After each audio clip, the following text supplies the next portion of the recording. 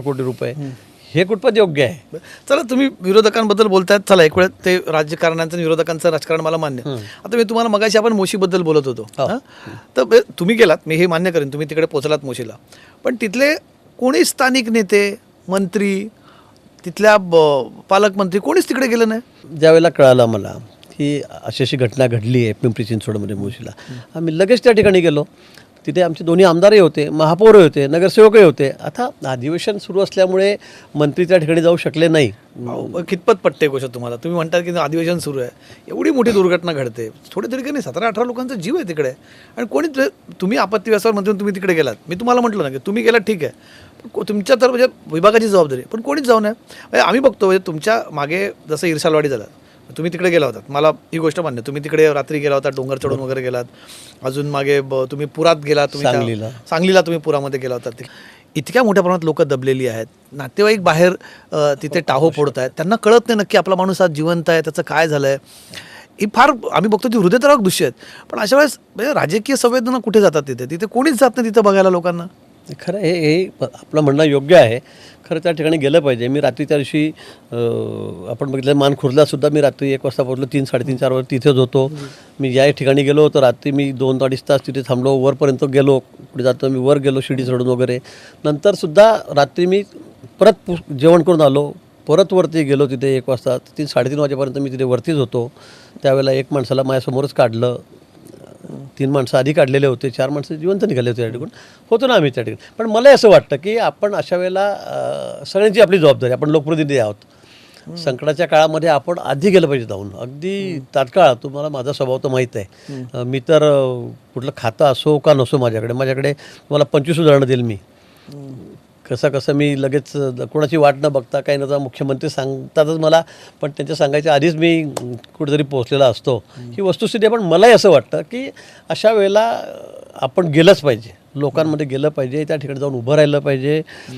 लोकांना वाटतं, लोकांना नाही ना की बाबा आलेत लोकप्रतिनिधी, आले मंत्री आलेत, कोणी असेल, पण लोकांना अशा वेळेला मदतीचा हात आपण दिलाच पाहिजे, मला असं मनापासून वाटतं.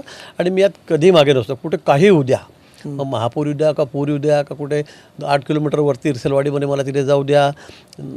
सांगलीला पण आपण बघितलं ते क्रोकोडाईल पार्क आहे म्हणे इथे, तरी पण मी पोहत पाण्यामध्ये 1-1.5 किलोमीटर निघून गेलो.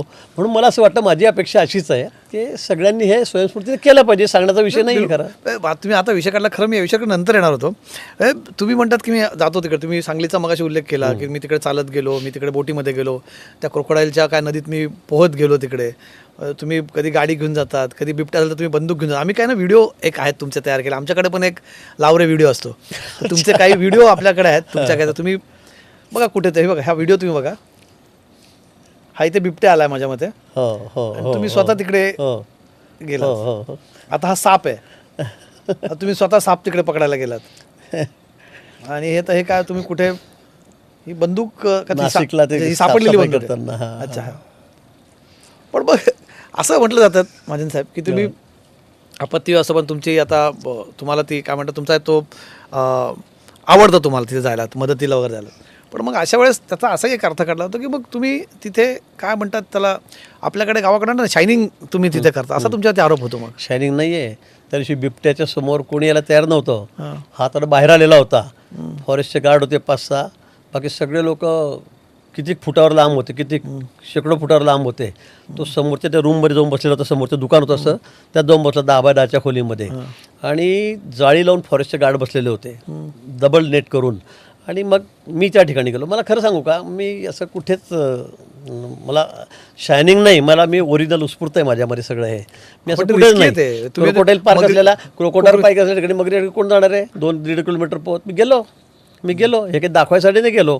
त्यावेळेला तर कोणी ते वरतून कोणीतरी गच्चीवरून कोणीतरी फोटो काढला, मला माहिती नाही एवढ्या पाण्यामध्ये, इतक्या पाण्यामध्ये नदीमध्ये. तिथे बाजूला काही घर होते 10-20, तिथे वरतून कोणी काढला आणि तो कसा काय बाहेर आला मला हे माहीत नाही. मी काही फोटोसाठी नाही केलं मी ते काही. या ठिकाणी बिबट्या निघाला नाशिकला दिवशी, सगळे मला पोलीस CP सगळे म्हणत तुम्ही बाहेर या, तिथून निघा, तुम्ही निघा. सगळे पोलीस हवालदिल झालेत. मी नेट धरून ठेवली, मी तिथे नेट धरून ठेवली होती अशी की त्याला आला की त्याला नेटमध्येच घ्यायचा म्हणून. माझ्या बाजूला जे स्वतः पकडणार होतं, हो, माझ्या बाजूला जे फॉरेस्ट गार्ड होते त्यांनी पूर्ण चिलखत घातलेलं होतं, फक्त एवढा चेहरा उघडा होता, तरी सगळं हाताला, इकडे पायाला, अंगाला, छातीला घातलं. मी असंच होतो. मला कळालं BJP कार्यालयामध्ये. मी लगेच तिथे गेलो, मी समोर गेलो आणि अशी धरली नेट आणि त्याला बांबू टोचल्यावर तो 3 वेळा एकदम झडप बनवलेला नेटवर.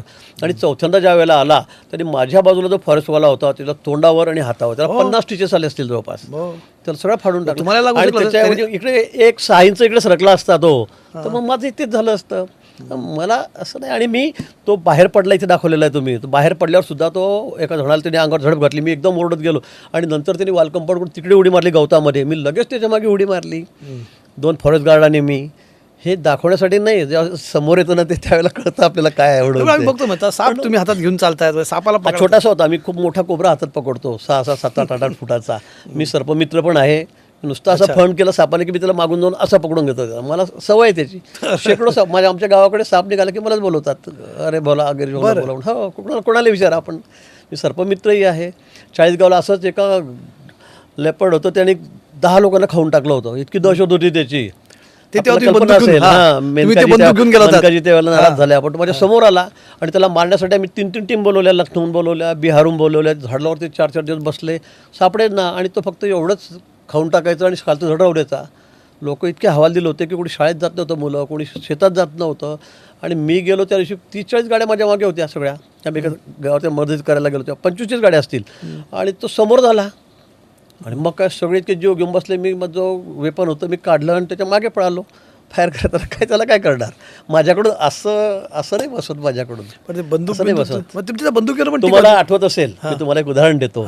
ज्या वेळेला 26/11चा हल्ला झाला, 26/11चा हल्ला झाला त्यावेळेला तुम्ही आता खडसे साहेबांचं माझं काही फार जमत नाही, तुम्हाला माहिती आहे आमचे संबंध कसे आहेत. ठीक आहे, प्रेमाचे संबंध आहेत. पण त्यांना विचार, त्यांनी मला किती शिव्या घातल्या होत्या. त्यांना विचार, तू घरी होतो की, कारण मी कॅमेऱ्यात दिसत होतो. कारण मी रिव्हॉल्वर गाडीत टाकून मी स्वतः ड्रायव्हिंग करून मी शोधत होतो कोण मला कुठे सापडेल म्हणून. तुम्ही का अतिरेक्यांना मारणार होतात? हा, मी बंदूक घेऊन. हा, मला होतीच. कारण त्यावेळेला जे चाललेलं होतं ते बघून मी मला खर्च, तू होतो की नाही घरी, तू मरतो का, तू हो घरी, रूममध्ये तुझ्या जायचं नाही अजिबात. ते मला अक्षरशः शिव्या घालत होते. पण मला ते माझा नाही गुपचूप बसून असं. मी कधीच गुपचूप बसू शकणार नाही, असा कधीच बसू शकत नाही मी. पण बंदूक प्रेम काय गिरीश महाजन? बंदूक प्रेम नाही माझं. आता मला सांगा अतिरेक असेल तर मी काय काठी घेऊन थोडी जाणार त्याच्या पुढे की चल म्हणून.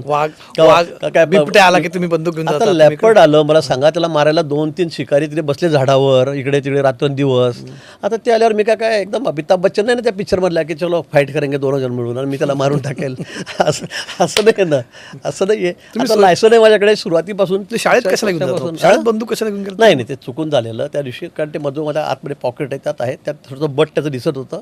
ही चूक मी मान्य केली किंवा माझी चूक झाली म्हणून. शाळेत नाही, अपंगांचा कार्यक्रम होता, त्यांना लगेच साहित्य वाटायचं होतं. मी मुंबईहून आलेलो होतो आणि लगेच तो कार्यक्रम होता गावी जायच्या आधी. आणि त्याचं थोडंसं बट त्या ठिकाणीवर दिसत होतं, अगदी छोटंसं मोबाईल असल्यासारखं तर होतं. तर मी मान्य केलं की ते चूक झाली. जुनी गोष्ट. मला आता पिस्तूलवर विषय, तुम्ही सोशल मीडिया बघता की नाही? त्या पिस्तूलवर तुम्हाला फार